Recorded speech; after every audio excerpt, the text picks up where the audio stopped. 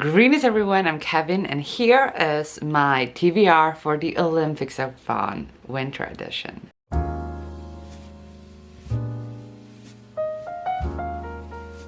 The Olympicsathon is hosted by Charlotte from Close to Charlotte. I will have her information down below, as well as the announcement video where you can see all of the prompts and all of that. This readathon starts on the 2nd of February and lasts until the 20th of February. So almost an entire month. It follows, like the Winter Olympics. So we are going to go through the prompts and what I will be reading for the Olympicsathon. And I'm really excited. So let's start. So first we have, because this is the winter's edition of the Olympicsathon, the first prompt is winter, and it's to read a book with a winter setting. And for this prompt I chose Frostheart, which is kind of set, it's a polar fantasy you can say, and it deals with this place. We have this boy who is different because he has kind of like a musical ability, or he has a very an easy time with music and songs, which is very frowned upon, but he sets off to explore and stuff, figuring out who he is and all of that with a yeti and a girl. I did read the first 90 pages last year for Polarathon, which was February. So I haven't read a single page of this book since February 2021. So it's been a month, but I really enjoyed it. It has these beautiful illustrations in it as well.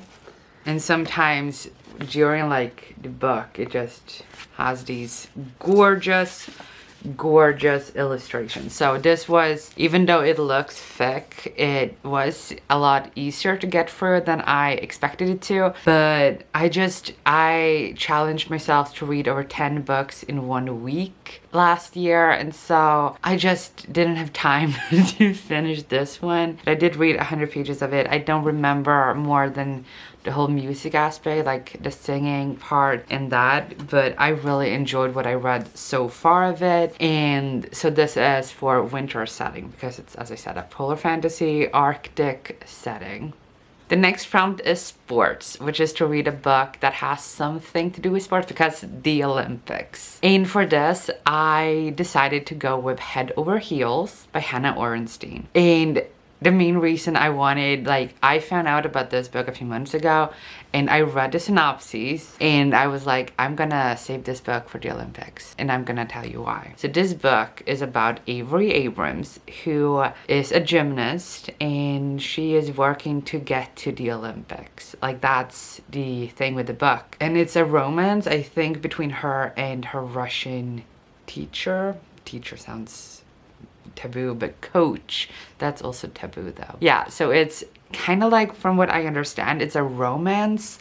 It's tagged as romance and it's marketed as a romance book, but the whole thing is that Avery is working really hard to get to the Olympics. So I felt like, what better time to read this book than for the Olympics, or an Olympics related readathon. So I'm gonna read Head Over Heels for the Olympicsathon for the sports prompt. And then we have the country prompt, which is to read a book that has a connection to the country that you're representing. So for the Olympicsathon that was this summer, for the Summer Olympics, I represented Germany. But because I tried to be equal between my countries, I decided that this time I'm gonna represent Sweden. And for representing Sweden, I will be reading In the Month of the Midnight Sun by Cecilia Yekbek. This is technically the second book in a series, but you can read it as a standalone from what I understand. And this book is set in kind of a little bit north of where I live. I live in northern Sweden, but this is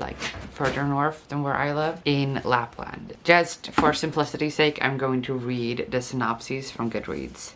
I will link the book down below as well if you want to check it out. But it says, An orphaned boy brought up to serve the state as a man. A rich young woman incapable of living by the conventions of society. Neither is prepared for the journey into the heat, mystery, violence, and disorienting perpetual daylight of the far north. Stockholm, 1856. Magnus is a geologist. When the minister sends him to survey the distant but strategically vital Lapland region around the Svartåsen mountain, Mountain. It is a perfect cover for another mission. Magnus must investigate why one of the nomadic Sami people native to the region has apparently slaughtered in cold blood a priest, a law officer, and a settler in the rectory. Is there some bigger threat afoot? Blackåsen seems to be a place of many secrets, but the minister has more than a professional tie to Magnus, and at the last moment he adds another responsibility. Disgusted by the wayward behavior of his daughter Lovisa, Magnus's sister-in-law, the minister demands that Magnus take her with him on his arduous journey. Thus, the two unlikely companions must venture out of the sophisticated city, up the coast and across the country, to the rough-hewn religion and politics of the settler communities, the mystical, pre-Christian ways of the people who have always lived on this land, and the strange, compelling light of the midnight sun. For Lovisa and Magnus, nothing can ever be the same again. So I wanted to read this because of, where I live, in Sweden, we do have a Sami community where I live. It's one of the most southern communities of Sami in Sweden, and most of the Sami communities are higher up. But because we do have one here, and I have students who are Sami, and I have a colleague who is a Sami as well. I've had course mates in the university who are Sami. But because of where I live, and because I didn't really know anything about the Sami before I moved here, I'm taking it up on myself to read and learn as much as I can about the Samis and what they went through historically and currently and all of that. In this book, the woman who wrote this story, Sicilia Yekbek, she is from this region of Sweden, Lapland, and she actually wrote this book in English because she lives in, I think she lives in England with her husband, and the book was originally written in English. But this is the book that I will be reading for representing Sweden. The next prompt is to read a book for China, the host country. So any book that has a connection to China. So for the prompt host, which is China, I'm going to be reading The Dragon Republic. That's the name. The Dragon Republic by R.F. Kuang, the second book in the Poppy War series. I am actually participating in the Poppy War read-along. I will link that down below as well. So I thought it was, fitting to read The Dragon Republic for the prompt China, because it is inspired by Chinese history and mythology as well, if I remember correctly. And R.F. Kuang is Chinese American, so I thought it was very fitting because I'm going to read it in February anyway, so that worked out very well. The fifth and last prompt of the main prompts for the Olympicsathon is Paralympics, and it's to read a book with disability representation. And because in December I got really into reading manga, I'm going to read a manga. I'm going to read Perfect World by Rie Aruga, and this is kind of like a second chance romance between a girl and a guy, and he was in an accident, they went to school together, I think, and they haven't seen each other for a long time. He was basically like her crush, she was crushing on him when they went in the same school, and then they had time apart, and then when they were reunited, he was in a wheelchair because during that time apart he had a spinal injury that made him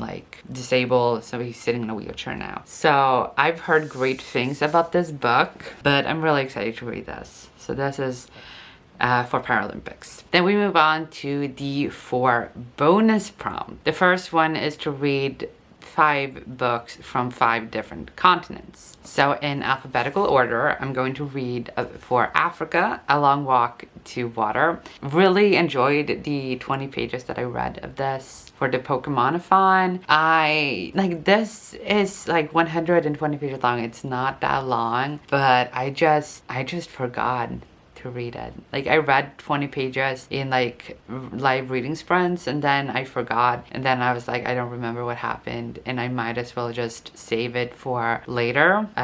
So this worked out well. So this is what I'm reading for Africa. This is based on a true story of a boy who comes from kind of like a battle-torn village, and he has to go on this journey throughout multiple countries in southern Africa. So I really enjoyed what I read, and I'm excited to actually reading all of it this time.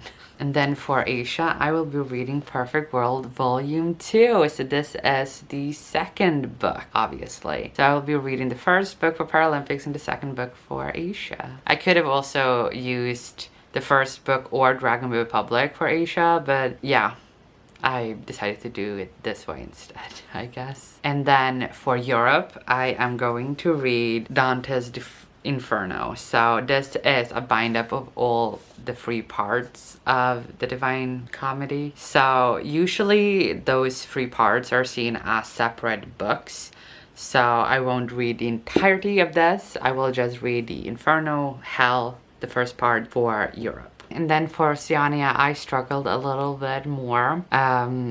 Yeah. But I decided to go with Seeing Red, which is a science fiction, like a futuristic science fiction book. And it is set partially in, I know that one book later in the series is set in New Zealand. I think this book is set in Australia. The author is Australian, so I think, from what I understand at least, it is connected to Oceania and set in Oceania, but if it isn't, then the author is Australian, so I hope that counts. And the last continent that I will be reading for is North America, and I will be reading Head Over Heels because it is set in, I think, the US or Canada. I'm not sure, but it's North America. For the next bonus prompt is to read a book that includes all the colors of the Olympic rings on the cover. And those colors are blue, black, red, yellow, and green.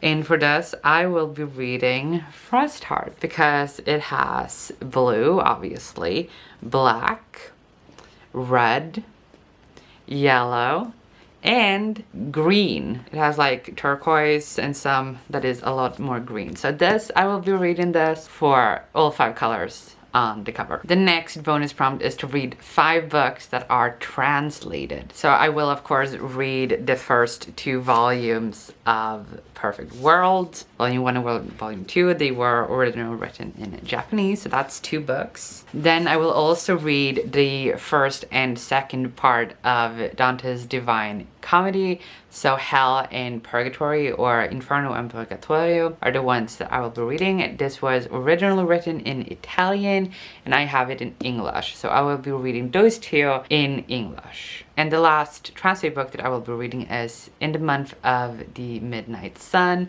because as I said earlier, it was originally written in English, but I will be reading it in Swedish, thanks to my library. The last bonus prompt is Metal, which is to read a book with foiling on the cover. And I think this counts. I'm pretty sure this counts. But I will be counting Frost Heart because, as you can see, the lettering is foiled, so it looks like gold. And also like all of this like gold lining. Looks like gold, so I'm accounted. So here are the books that I will be reading for the Olympicsathon Winter's Edition. And then digitally I have Head Over Heels, In the Month of the Midnight Sun, The Dragon Republic, and Seeing Red. So there we have it. Those are all the books that I will be reading for the Olympicsathon. I'm really excited. It's not that long a time left until the first like live show, which I think is gonna be on the 2nd of February. Super excited for the Olympics to start, and thank you so much, Charlotte, for creating this lovely Olympicsathon, readathon. The one that we did in summer was really fun, so I'm excited to get reading on this as well. Thank you all so much for watching, and I will see you later. Good reading. Bye.